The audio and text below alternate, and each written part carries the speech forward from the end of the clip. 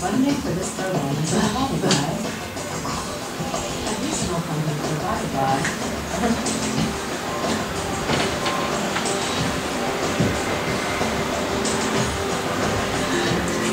好，那给大家看一些时间，就是你看这个老师，他其实我的偶像，我也希望我可以上面跟他一样，抛问题，随时统整，然后呢再让学生不断的提问，反复从那个答案里面一直向深迈进，向深度的地方迈进。 Of course, about justice, and we begin with a story. Suppose you're the driver of a trolley car, and your trolley car is hurtling down the track at 60 miles an hour. At the end of the track, you notice 5 workers working on the track. You try to stop, but you can't. Your brakes don't work. You feel desperate because you know that if you crash into these 5 workers, they will all die. Let's assume you know that for sure. And so you feel helpless until you notice that there is, off to the right, a side track. And at the end of that track, there's one worker working on the track. Your steering wheel works, so you can turn the trolley car, if you want to, onto the side track, killing the one, but sparing the 5. Here's our first question. What's the right thing to do? What would you do? Let's take a poll. How many would turn the trolley car onto the side track? Raise your hand. How many wouldn't? How many would go straight ahead? Keep your hands up, those of you who would go straight ahead. A handful of people would. The vast majority would turn. Let's hear first. Now we need to begin to investigate the reasons why you think it's the right thing to do. Let's begin with those in the majority who would turn to go onto the side track. Why would you do it? What would be your reason? Who's willing to volunteer a reason? Go ahead, stand up. Because it can't be right to kill 5 people when you can only kill 1 person instead. It wouldn't be right to kill 5 if you could kill 1 person instead. That's a good reason. That's a good reason. Who else? Does everybody agree with that reason? Go ahead. Well, I was thinking it was the same reason on 9/11 regarding people who flew the plane to the Pennsylvania field as heroes because they chose to kill the people in the plane and not kill more people in big buildings. So the principle there was the same on 9/11. It's a tragic circumstance, but better to kill 1 so that 5 can live. Is that the reason most of you have, those of you who would turn? Yes? Let's hear now from those in the minority, those who wouldn't turn. Yes? Well, I think that's the same type of mentality that justifies genocide and totalitarianism. In order to save one type of race, you wipe out the other. So what would you do in this case? You would, to avoid the horrors of genocide, you would crash into the 5 and kill them? Presumably, yes. You would? Yeah. Okay, who else? That's a brave answer. Thank you. Let's consider another trolley car case and see whether those of you in the majority want to adhere to the principle better that 1 should die so that 5 should live. This time you're not the driver of the trolley car, you're an onlooker. You're standing on a bridge overlooking a trolley car track. And down the track comes a trolley car. At the end of the track are 5 workers. And the brakes don't work. The trolley car is about to careen into the 5 and kill them. And now, you're not the driver. You really feel helpless until you notice standing next to you, leaning over the bridge, is a very fat man. And you could give him a shout. He would fall over the bridge, onto the track,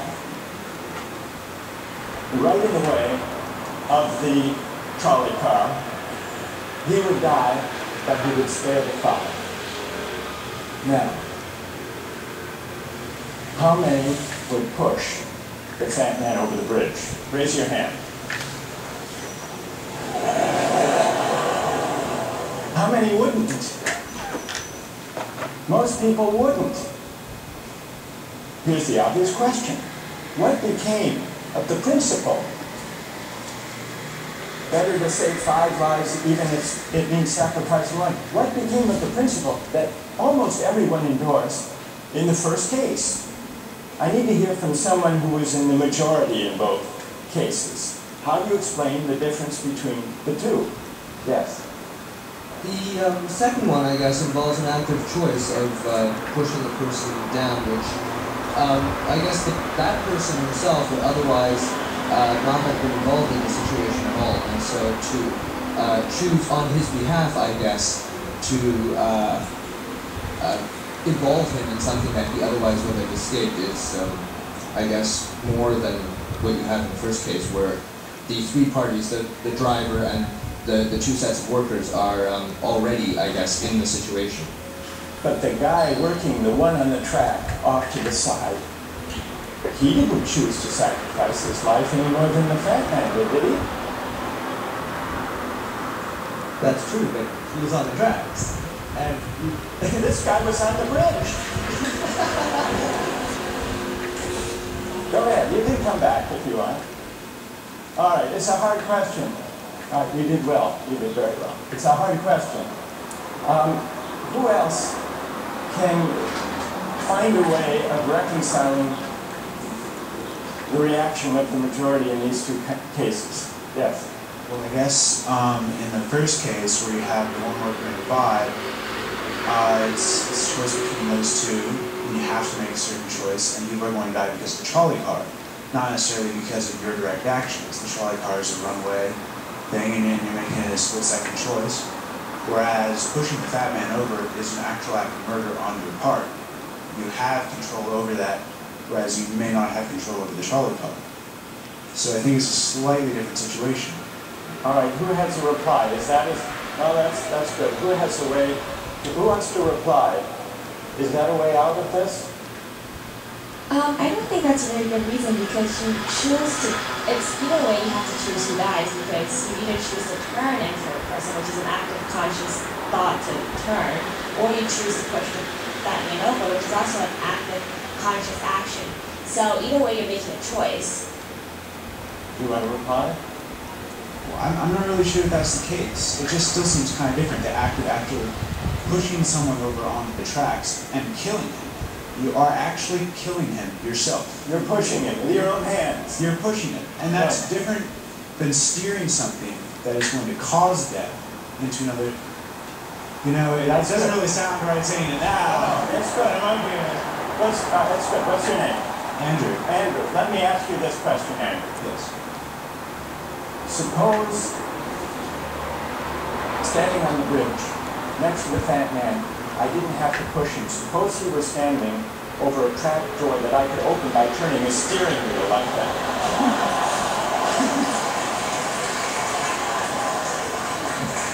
Would you turn? For some reason, that still just seems more wrong. Right? I mean, maybe if you accidentally leaned into the steering wheel or something like that. 好，来用直接关系啊，因为其实非常有趣哈，就是这一场思辨之旅里面，它其实就谈到很多大家认为的那种正义的东西，其实那个答案都是可以去松动的。那所以我觉得我可以觉得看那个部分，他会开始说，对大家认为绝对的里面，其实你会发现换个情境，它可能会有差别。所以其实孔子他正之识者也，他其实有讲到某一种因地制宜或是因时制宜的权变的部分。好，那所以我会觉得说这个部分这个活动设计我用到这里。那还有就是在这个教学方法部分哈。可以配合到一些问题与讨论的部分。好，那也有上台的报告分享。好，那我再把刚刚的教师手册的部分，好，我们刚刚讲到的活动设计是让大家看那个这一场思辨之旅，其实还有大家看就像第二个对那个胖子的例子，他其实第三个例子是说，假设现在呢有5个人，他们呢的器官各自有问题，需要呢去移植，然后有一个呢身体健康的来做健康检查，然后他在打瞌睡。那如果呢你把这个打瞌睡这个健康检查的人呢，把他呢杀掉，然后把他5个器官拿出来就救5个人，那你会做这件事情？哦，这更有趣了。其实这个讨论，因为这是在哈佛课堂上，所以这些哈佛学生他们有思辨能力，不断的一个接一个。那你发现老师会教他的回答，在逐渐的追升下去。所以我觉得真的是一个非常互动，非常的互动，而且深刻，这去思索一件事情的哲学的训练过程。那真的非常好看。我给学员看，学员都一直说老师我们还要看，还要看。那我们已经看到我的班已经看了3讲了，已经看了3讲，就是虽然要花一点时间，他这样一次的1小讲大概就半个小时的时间，25分钟到半个小时的时间，但是非常的值得，非常的值得。好，所以这个是第2个活动设计。那我第3个的活动设计叫做殊途同归的君子之路，讲因材施教。那因材的施教那部分，我的活动设计呢，就是让学生去思考，就说，孔子会根据每个人的状况给予不同的回答。那假设今天你坐时光机回到古代，不要，就孔子坐时光机来到现代，你认为呢？今天当你问孔子说，孔子我要怎么样成为君子？你认为孔子会给你的回答是什么？这个东西其实我要谈的就是自我觉察。就第一个你要知道什么叫君子，第2个你要知道你自己的不足在哪里，然后第3个你如何借孔子的想法来说明你自己的应该如何要去修正的地方。那这里可以找几个比较灵光、反应比较快的小孩上台做分享就可以了。好，这是我第3个的活动设计。第3个活动设计，好，然后再来的话就是我另外的延伸阅读，我的延伸阅读，大家有看到我大部分都选自于电影或是书籍，然后我会有个简单的相关性说明。那我的教师手册的补充资料呢，就是老师如果时间够，我会觉得这个部分会更有趣一点。因为我放在教材，我怕大家负荷量太大，所以我都会放在教师手册。教师手册里面呢，第一个就是给大家参考，因为每个老师都很有自己的专业能力，您擅长的领域不见得跟我一样，您可以找您自己可以来跟这个主题补充的部分。所以我会附文章、附书籍，还有附一些影片，还附影片。好，那我先把我的那个补充的教材的东西来跟大家做分享，就是在第一个单元我的补充教材是什么呢？好，第一个单元呢，我们讲的是君子那个无敌也无莫也，一之以蔽嘛，就是你在有个排序在那里。那么言行如一的君子之行呢，我选的附录是选王文华有篇文章叫做《黑暗的房间》，这篇文章对我自己启发甚大，所以我一直也想跟学员分享。那黑暗的房间呢？这篇文章目的通常我先说明为什么我选这篇文章，因为这篇文章里面谈什么是人生最重要的东西。生命是由一连串的选择所组成。那么，身为一名学生，当你同时面对了学业、社团、亲情、友情或爱情这些选择时，那根据一之与弊的原则，你的优先排序，就人生不能贪心啊，一定有个优先排序的考量是什么？那整篇文章我就附在教师手册后面，老师是可以印给学员看的。那教育部的目的就是把我们所有编纂委员所编辑的课程教材跟教师手册，我们都有电子档挂在网络上，到时候老师们都可以到彰化到那个彰化女中的那个文教的那个网络文化基本教材、中国文化基本教材那个网络上，会有学生教材的下载第几单元，或是学生手册的下载，所以我这些东西都挂在网络上，老师们都可以去下载，然后印给学生看。然后这一讲就是王文华没有结婚嘛，他讲是他侄子他说他跟侄子其实很好，可是呢，大部分的时间他觉得自己太忙了，所以他忽略掉了这个小孩。然后他就讲说，每个人都需要一个黑暗的房间，只有在那里，我们才可以看得见对我们来讲真正最重要的东西。然后他分析了他自己生命中3个最重要的黑暗房间。他说他第一个黑暗的房间在哪里？在台大医院。他说当他坐在台大医院的长廊的塑胶椅，看着比我年轻的病人插着管躺在病床上，在众目睽睽下被推来推去，一切快乐或痛苦都淡了。离开医院后，我准时吃晚餐，我点了从来不吃的青菜。回到家，在抽屉最里面，我把健身房的会员卡找出来。